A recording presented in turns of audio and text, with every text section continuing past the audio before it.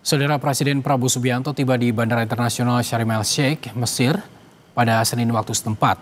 Presiden akan menghadiri konferensi tingkat tinggi membahas perdamaian di Gaza. Presiden Prabowo dijadwalkan menghadiri upacara penandatanganan perjanjian perdamaian untuk menghentikan perang di Gaza bersama sejumlah pemimpin dunia.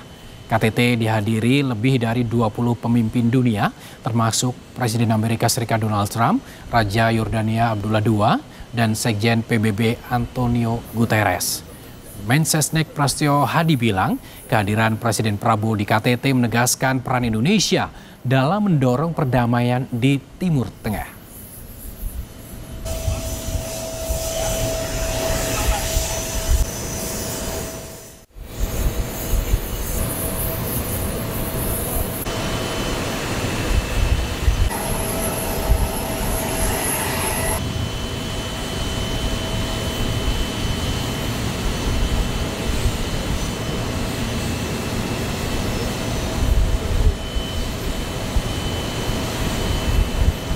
Dari kantor presiden.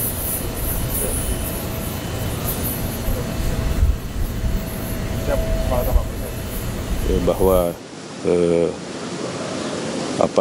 undangan tersebut betul-betul memohon kesediaan kehadiran dari Bapak Presiden Prabowo karena itu bagian dari kelanjutan